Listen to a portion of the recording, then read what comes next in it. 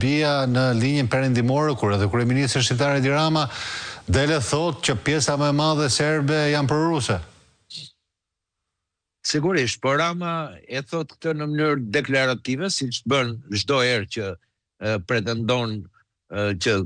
do të thot diçka, por në fakt thot kundërtën. Ai vazhdon, dua të them vetëm një moment që ai është një nga iniciatorët themeluesët e Ballkanit të Hapur, por e vazhdon këtë iniciativë për të parë se ku do të shkojnë ekuilibrat e gjeopolitikës në botë sot dhe e mban si një alternativë të fshehur në qoftë se diskretohet për pushtetin e tij korruptiv të jashtëzakonshëm, për urrejtjen që kanë shqiptarët për një autokrat si Rama dhe prishjen e asaj marrëveshje që populli shqiptar kërkon ta fusë në Bashkimin Evropian, vendin e tij. Por dua të them diçka që Lodi Marku që është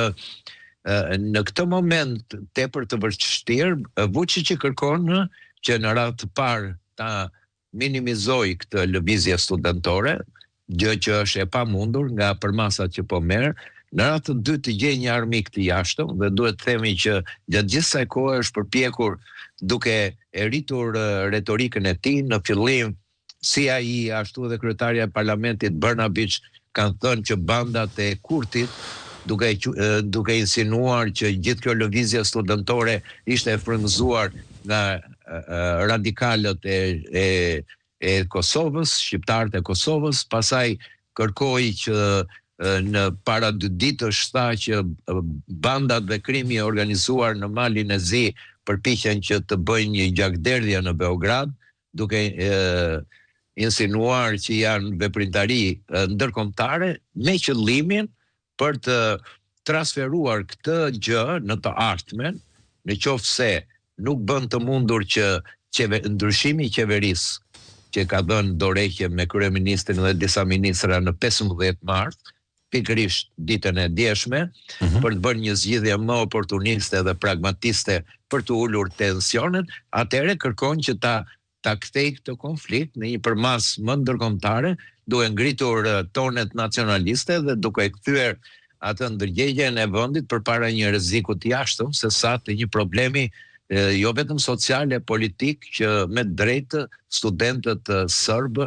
e kanë ngritur. Dhe kjo është shumë interesante. Ne duhet të themi zoti Marku që përpara se ndodhte në Serbi, kjo ngjarje duhet ndodhte në Shqipëri, sepse korrupsioni shqiptar ndoshta është disa herë më i madh edhe se korrupsioni në Serbi. Kemi të njëjtën skemë të zhvillimeve politike, lidhje e politikës me krimin. Ne e shikojmë qartë se pavarësisht se si përpiqet qeveria që të thotë që nuk jam e lidhur, po veprimtaria e saj sot duket në çdo që lidh me krimin e organizuar, me pastrimin e parave, me ekzistencën e mafjes ndërkombëtare që ka hyrë në ekonominë shqiptare, por edhe bashkëpunimin e krimit në zgjedhjet, duke ditur që jemi shumë afër zgjedhjeve të reja dhe krimi i organizuar në bashkëpunim me politikën akoma nuk është goditur në Shqipëri. Filloi edhe në Shqipëri me lëvizje studentore, por kjo u manipulua, kjo u tentuat për çfarë por në fakt duke bërë një paralelizëm